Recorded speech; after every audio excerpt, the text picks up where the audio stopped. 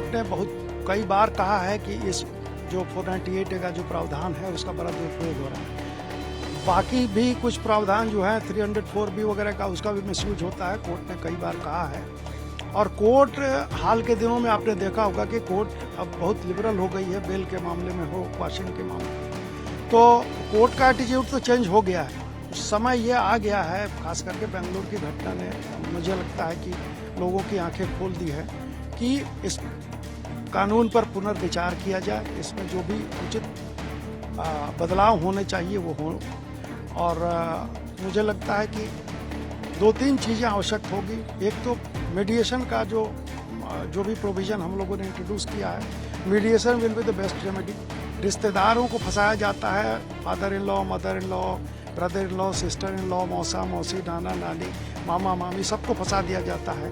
तो वैसे केसेज में कोर्ट तो इस बात को समझ रही है, लेकिन मुझे लगता है कि कानून को भी थोड़ा बहुत ये समझना होगा कि अगर फादर इन लॉ या कोई इन लॉज रिश्तेदार फंसाए जाते हैं उस केस में, तो उस पर जो इन्वेस्टिगेशन या इंक्वायरी हो वो जरा गंभीर रूप से हो, ताकि ये सचमुच में पाया जाए कि वो सचमुच में इन्वॉल्व है, तभी उनको FIR उनके खिलाफ लॉन्च हो, अदरवाइज नहीं। अतुल सुभाष की मौत ने देश भर में इस चर्चा को तेज कर दिया है कि क्या दहेज उत्पीड़न के कानूनों का असल भुक्तभोगी दरअसल वो पति या पुरुष ही है जो इस मामले में सबसे ज्यादा प्रभावित है।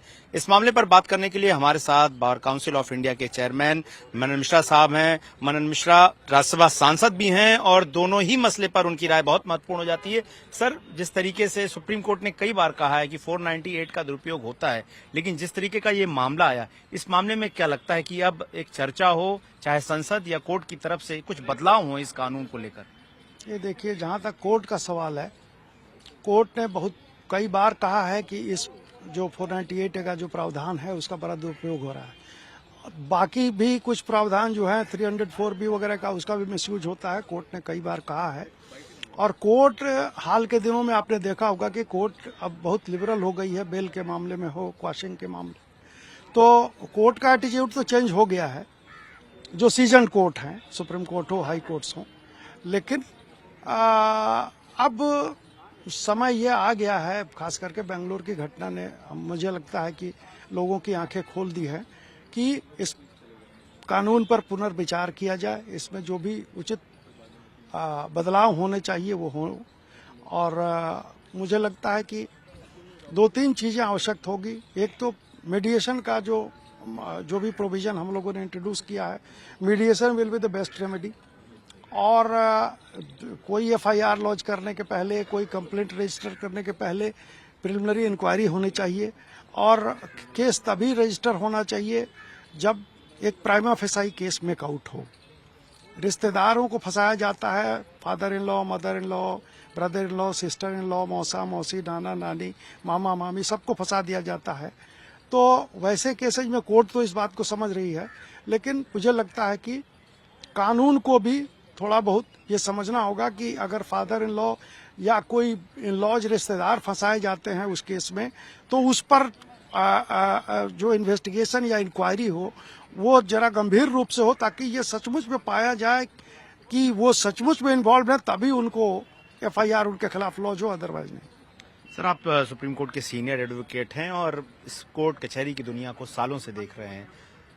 अतुल सुभाष ने अपने सुसाइड नोट में यह भी लिखा कि जब तक मुझे न्याय न मिले मेरी अस्थियों को बहाया न जाए, और अगर न्याय नहीं मिलता है तो कोर्ट के सामने की उसी गटर में बहा दिया जाए। जिस दर्द से वो गुजर रहे थे और उन्होंने पर्टिकुलर जो फैमिली कोर्ट है उसके ऊपर जो सवाल खड़े किए हैं, उस सिस्टम की नाकामी से लोगों में भी बहुत आक्रोश है और लोग बहुत सारे सवाल उठा रहे हैं कि क्या उस मामले में क्या कार्रवाई हो सकती है, जज के खिलाफ भी क्या कोई कार्रवाई हो सकती है या उनके ऊपर कोई सवाल ही नहीं उठ सकता है। इसको लेकर आपकी क्या राय है?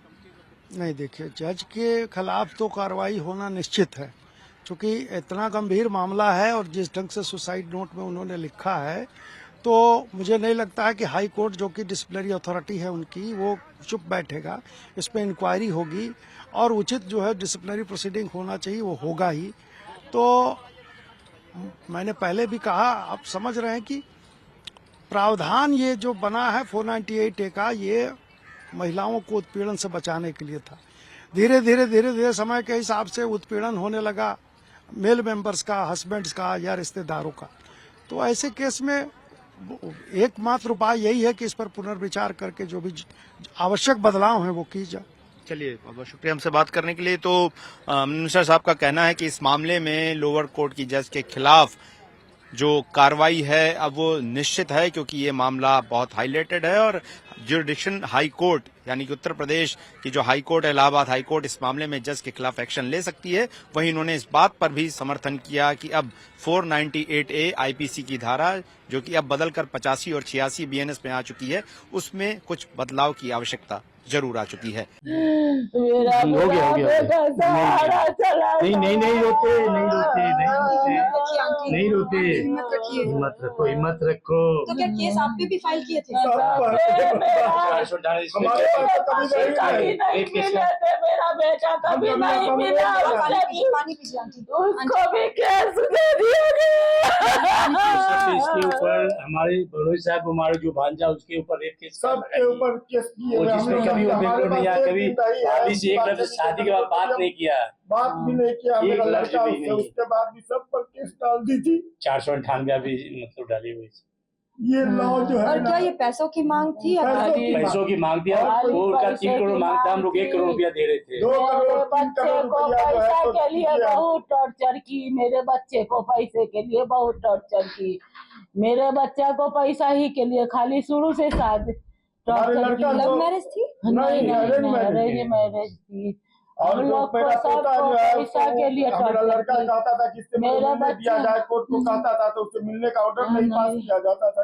मेरे पोता को जबकि ऐसा लॉ है कि बाप से मिलने की इजाजत कोर्ट को देनी मेरा चाहिए। बच्चे के लिए तरस गया, मेरा बच्चा अपने बच्चे को नहीं मिल पाया, मेरा बच्चा भी अपने बच्चे को देखने के लिए तरस गया, नहीं देखने दी, अपने बच्चे को बाप से बिछुड़वा दी, बच्चे से नहीं मिलने दी रे बाप रे बाप। मानसिक प्लीज अपना ख्याल रखिए, आप प्लीज रोइए मत, हिम्मत रखिए please. The justice is due, यानी न्याय अभी बाकी है। ये आखिरी शब्द थे बेंगलुरु सुसाइड केस के अतुल सुभाष के, जिन्होंने मरने से पहले अपने पीछे एक 24 पन्नों का एक सुसाइड नोट छोड़ा है और 1.5 घंटे का एक वीडियो रिकॉर्ड किया है, जिसमें उन्होंने बताया है कि शादी के बाद किस तरह से उनकी पत्नी ने उन्हें टॉर्चर किया, उनके माता पिता और भाई तक पर झूठे आरोप लगाकर किस तरह से उन्हें कई सालों से ये टॉर्चर पे टॉर्चर जो है करती रही, और इनफैक्ट कई ऐसे झूठे केसेस भी है जो उस पर लगाए, उससे जो है कई पैसे भी जो है मांगे गए। इन तमाम चीजों को लेकर जो है अतुल काफी ज्यादा दुखी थे। उनके परिवार वाले इस वक्त पूरी तरह से टूट चुके हैं, क्योंकि उन्होंने अपने परिवार का जो तारा होता है, जो सहारा होता है बुढ़ापे का, वो खोया है।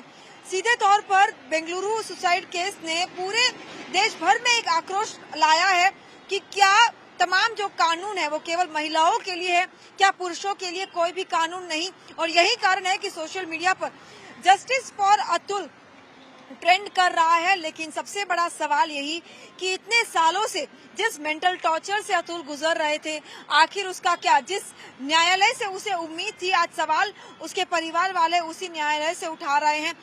अतुल ने खुद अपने इस पूरे वीडियो में जुडिशरी पर सवाल उठाए हैं और अपनी आखिरी इच्छाओं को जताया है, जहां पर उनका ये भी कहना है कि उनका जो बेटा है उसे उनके परिवार को हैंडओवर किया जाए, और उनकी तमाम जो मांगे हैं, खासतौर पर न्याय की मांग खासतौर पर की है कि उनकी अस्थियों को भी तब विसर्जित की जाए जब उन्हें न्याय मिले और उनके माता पिता और भाई पर तमाम जो आरोप लगे हैं उस पर कहीं ना कहीं जो है न्याय मिले। इस वक्त परिवार पूरी तरह से टूट चुका है।